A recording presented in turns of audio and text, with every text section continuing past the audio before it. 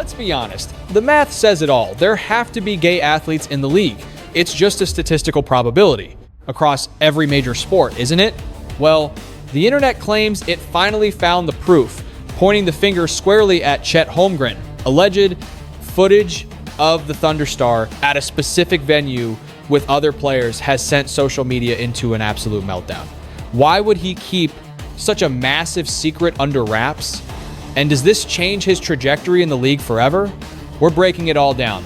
But first, here's the post that rattled the basketball landscape. On February 24th, 2026, a bombshell dropped on X from an account named Jake Morrison, NBA. A massive red breaking banner was slapped across a photo of Chet Holmgren in his OKC threads. The headline was bold: Chet Holmgren has officially come out as gay.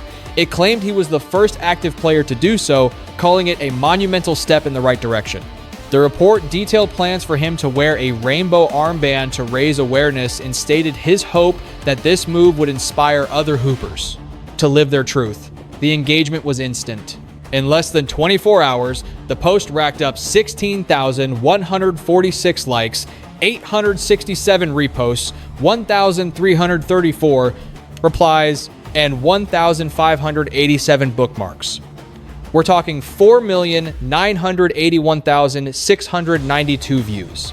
It didn't stop there. It spilled onto Facebook, Instagram, TikTok, and Reddit. Suddenly, Chet Holmgren gay was trending, becoming one of the top searches across every major platform in a matter of hours. And the timing?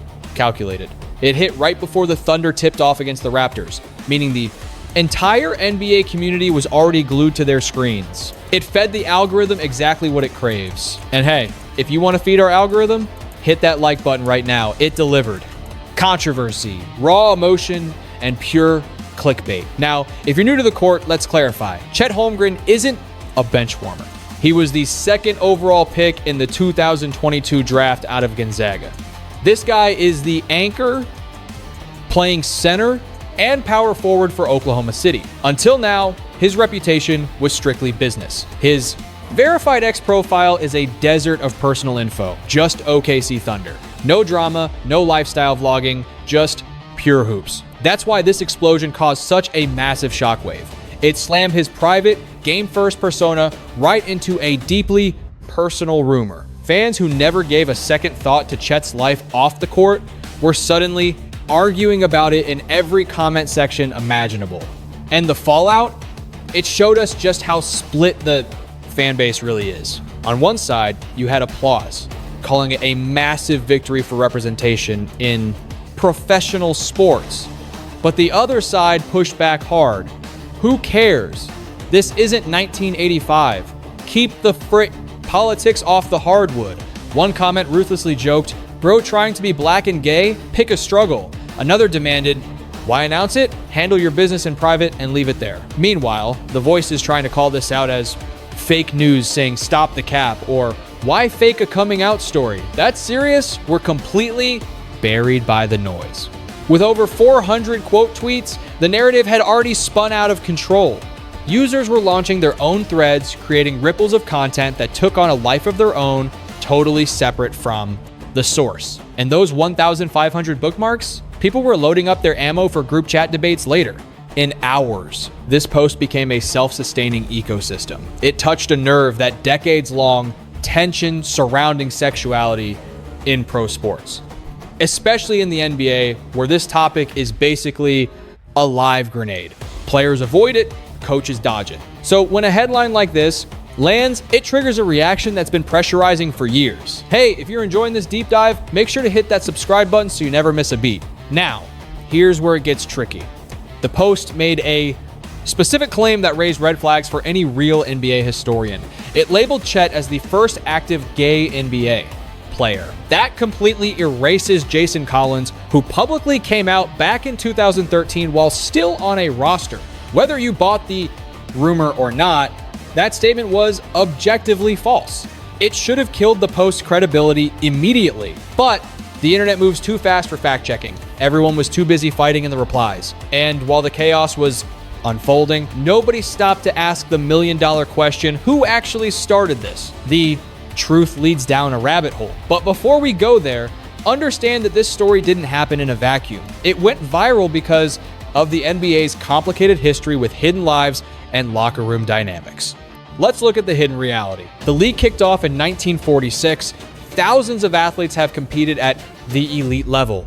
Yet, in all that time, only 3 men with NBA experience have ever publicly come out as gay. Just 3 in nearly 80 years. The pioneer was John Amaechi, a British-American center who logged 294 games between 1995 and 2003, suiting up for squads like the Cavs, Magic, and Jazz. He didn't come out until 2007 in his memoir, Man in the Middle. 4 years after he hung up his jersey, Amaechi opened up about dodging teammates' suspicions and sneaking into gay clubs, even while playing in conservative hubs like Salt Lake City, and the crushing mental toll of maintaining a facade within a hyper-masculine culture that punished any sign of difference. Since hanging up his jersey, he has transformed into one of the most powerful voices analyzing this dynamic.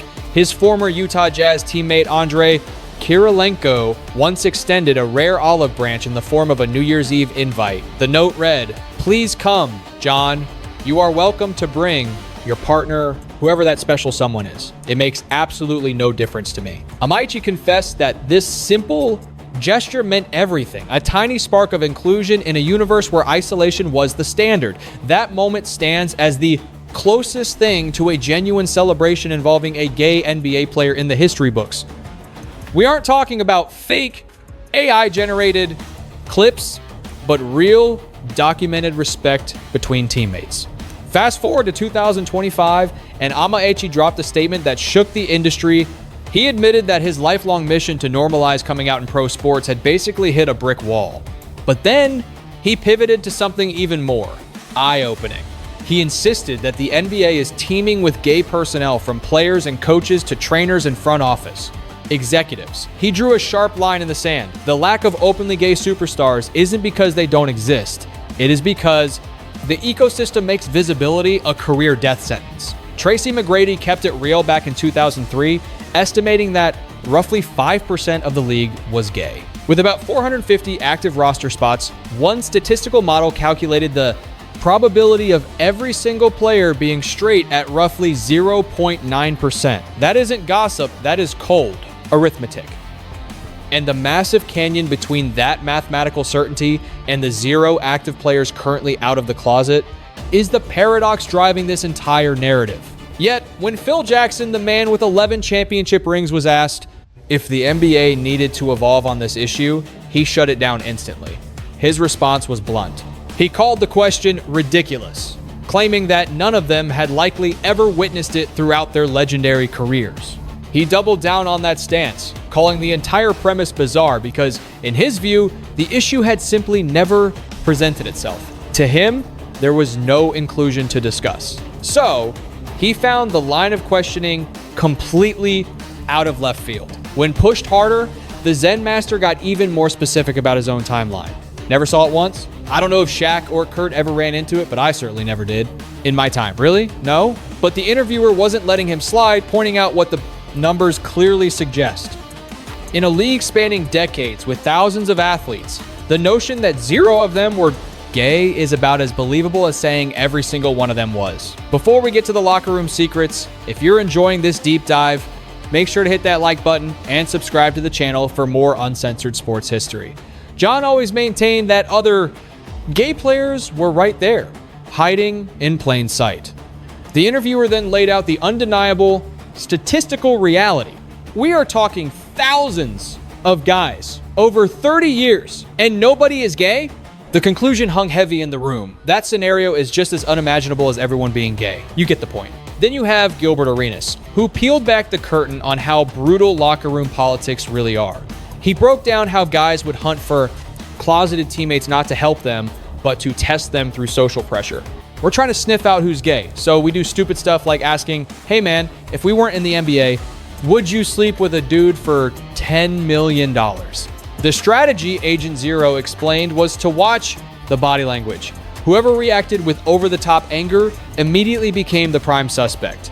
We look at each other like we got him, right? That's the game. We found one. Now we're going to target him. According to Arenas, the logic was twisted but simple. If you are secure in who you are, there is no reason to get that triggered by a joke. If you aren't gay, why are you that mad, dog? We're just sitting here talking and you're over there fuming. He hammered the point home by flipping the perspective. Why would I be angry at gay questions if I'm not gay? That's my point. That is what we do. Whoever blows up over a question like that, yeah, you got him. This is the toxic atmosphere that dominated and by many accounts still rules NBA. Locker rooms. Former playmaker Jason Williams echoed this sentiment regarding the survival tactics closeted players use. The guy who is on the down low is usually the most serious, the strongest, and the angriest. Why? Because a man hiding a secret cannot afford to play around with gay subtext. Williams explained that in that culture, any playfulness on the topic is read as a confession. It is this high-pressure cooker that makes any rumor about an NBA player coming out hit with the explosive force we saw with the recent Holmgren posts. But looking back at when players actually took the leap, Jason Collins drew history changed forever on April 29th, 2013. Writing for Sports Illustrated, a 12-year league veteran dropped a bombshell. I am a 34-year-old NBA center. I am black and I am gay. Just like that, Jason Collins shattered the glass ceiling, becoming the first active male athlete in the Big Four North American leagues to live his truth openly. Before we dive into this legacy, smash that like button if you respect the courage it takes to be yourself. Collins battled through 735 games over 13 seasons, grinding his way to the NBA. Finals twice with the New Jersey Nets. He wasn't a superstar, posting modest averages of 3.6 points and 3.7 boards a night, but make no mistake, he was the guy you wanted in the trenches, a physical enforcer willing to do the gritty work. That never makes the highlight reel. Yet, behind the toughness, he carried a heavy burden, describing his life as staring at a clear blue sky and forcing himself to believe it was red. He dated women to keep up appearances. He built a fortress of heterosexuality around his life because, in his mind, the league had no space for anything else. But two things woke him up. First, the tragedy of the Boston Marathon bombing reminded him that life can vanish in a heartbeat. Then, seeing a straight buddy marching in a pride parade sparked a jealous realization. Why could his friend celebrate a truth that Collins had to hide? Deep down, the answer was always there. It is that nagging feeling you know the sky is blue, but you spend every waking moment convincing yourself it is red. Collins opened up about that internal battlefield and the relief of finally waving the white flag. When you reach that moment of self-acceptance, it is pure liberation.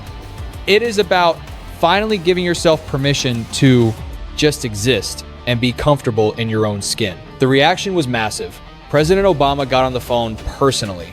The First Lady sent her support. The late, great Kobe Bryant tweeted his respect. Doc Rivers predicted the locker room would be more welcoming than the outside world. Over on Inside the NBA, Sir Charles Barkley cut through the noise with some real talk. He voiced what everyone knew but was afraid to say. Nobody in the league actually cares. When I hit the sack tonight, I am not losing sleep over who Jason Collins sleeps with. I am just glad he can be free. Look, we have all shared the court with gay teammates. Kenny the Jet Smith took it a step further, sharing a story about those legendary championship Rocket squads. It came down to one meeting where they decided, we are going to respect everyone here. No more drama. If you are enjoying this deep dive, don't forget to subscribe to the channel for more untold sports stories. Smith broke down what that respect actually looked like, making space for every quirk and personality on the roster, no matter 20 AB, their background. Respect that Hakeem is Muslim and needs to pray before tip-off. Give the man his room. The result? They stopped bickering over their differences and started using them to dominate. Respect that Sam Cassell is a rookie who talks trash like it is. 3 in the afternoon, even when it is 3 in the morning. Once they embraced it, the chemistry clicked, and they won. When Collins returned, he wore number 98 to honor Matthew Shepard, a University of Wyoming student tragically killed in a hate crime in 1998. He signed with Brooklyn in February 2014, hung up his sneakers that November. And incredibly, as of 2026, he is still the only player to come out while on an active roster. Isaac Humphries, an Aussie big man who had a cup of coffee with the Atlanta Hawks in 2019, came out in 2022. But he did it while playing in the Australian NBL. He was a standout at Kentucky before going pro, even snagging NBL Rookie of the Year in 2018. In a tear-jerking moment with his Melbourne United squad, he told them, "If I am going to be part of this team, I need you to know who I really am." He later said, "I wanted to be the proof that you can do this, that I could be the guy who paves the road." He felt safe enough to do that in Australia. He did not feel that same safety during his stint in the NBA, however short it was. Other hoopers have increased visibility in nearby arenas. Derek Gordon broke barriers at UMass in 2014. Andrew Ogilvie came out in the NBL in January 2026. But in the NBA itself, the needle hasn't moved since Collins, over 12 years ago. 3 men in nearly 80 years. That statistic is exactly why any whisperer about a player's sexuality, true or fake, blows up like that. Holmgren post. It triggers rumors, backlash, and culture wars. The gap between facts and secrets in the league has always been a breeding ground for toxic speculation. And this is where the discourse about gay athletes gets extremely messy. Dwight Howard, an 8-time All-Star and 3-time Defensive Player of the Year, found himself right in the middle of this storm. Multiple lawsuits surfaced, alleging consensual hookups with men and transgender women, with wild stories about secret parties. Howard didn't deny the encounters, famously saying, "If this makes me gay, then I am gay." Those lawsuits turned him into the poster child for the conversation about closeted players, proving just how complex this topic remains. Rumors ran wild that his off-court lifestyle played a major role in why teams were hesitant to sign him late in his career. And it's not just Howard feeling the heat. We've seen the rumor mill churn out unverified stories about Ben Simmons and leaked DMs, Zion Williamson dealing with allegations from an ex, Kevin Durant facing scrutiny just for keeping his dating life private, and Lamar Odom getting dragged for social media likes involving transgender model Danielle Alexis. None of it confirmed, yet all of it treated by the internet as absolute truth. But before we dig deeper, make sure to hit that like button and subscribe for more deep dives. Now, the pushback against LGBTQ visibility hasn't just been online, it's come from inside the locker room. Remember 2007? Tim Hardaway explicitly stated he hated gay people, a move that got him banned from All-Star festivities by Commissioner David Stern. Sure, he attended educational workshops and claims to have evolved, but let's be real. Those comments left a scar that many believe delayed his Hall of Fame induction for years. Fast forward to 2022, and Anthony Edwards gets fined for posting a video hurling anti-gay slurs at bystanders. The fact that Edwards felt comfortable broadcasting that to millions of followers really exposes the kind of culture the league still allows on the fringes. Then you have Michael Porter Jr. in 2024 claiming NBA players develop wild fetishes, implying homosexuality is just a byproduct of having too much money and boredom rather than an identity.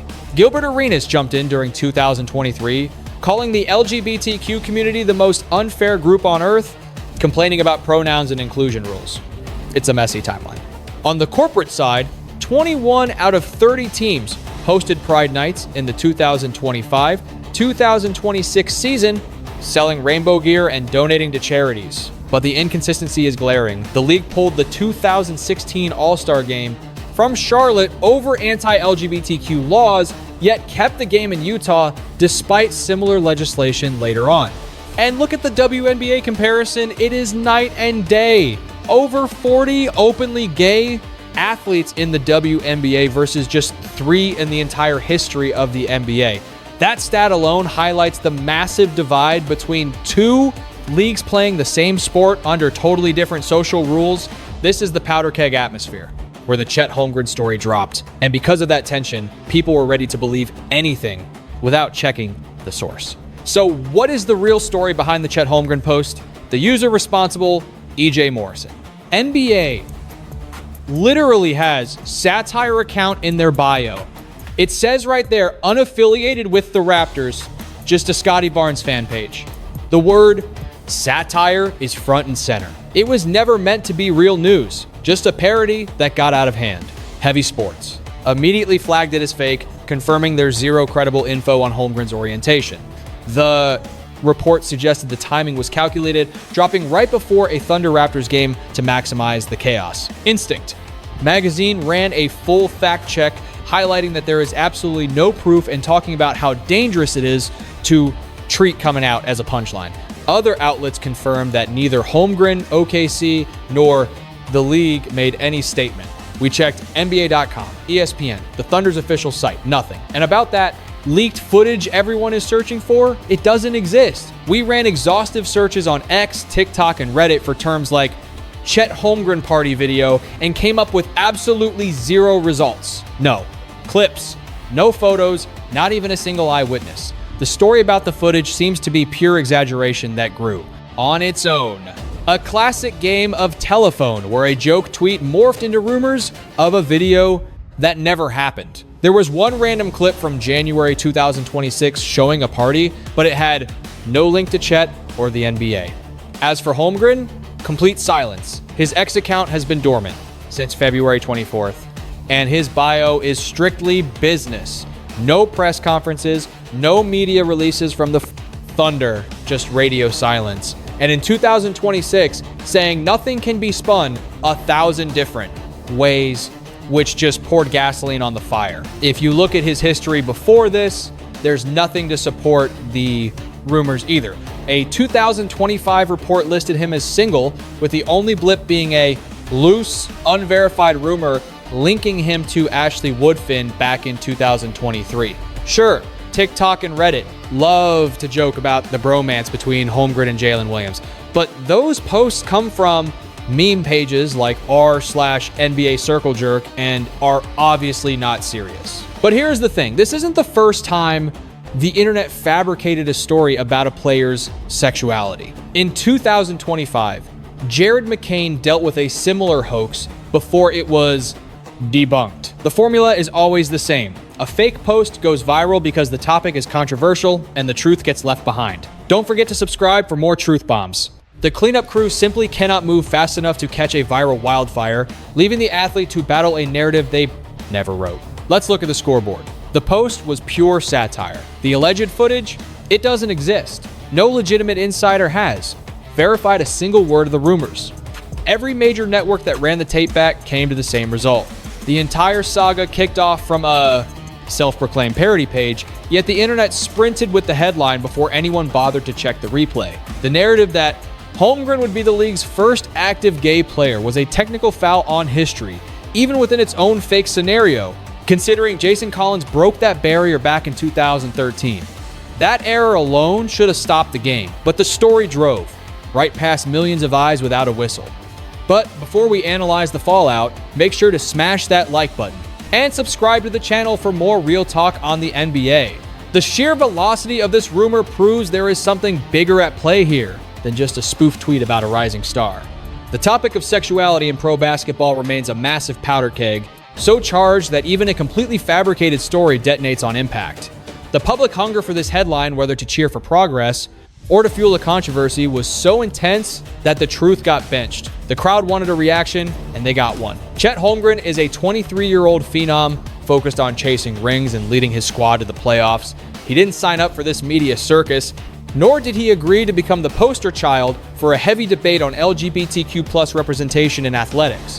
And regardless of his private life, which is strictly his own locker room business, seeing a fake report reach nearly 5 million screens is a foul that saying it was just a joke can't erase. The internet is written in ink, screenshots don't have an expiration date, and future searches for his stats will unfortunately pull up this hoax right alongside his points per game.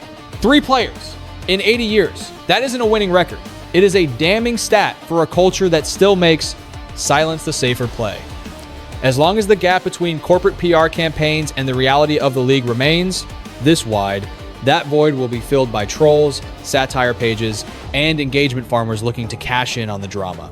Thanks for tuning in to this report. If you want to keep your feed full of the facts, hit that subscribe button and click one of the videos on your screen right now to catch up on the latest league news.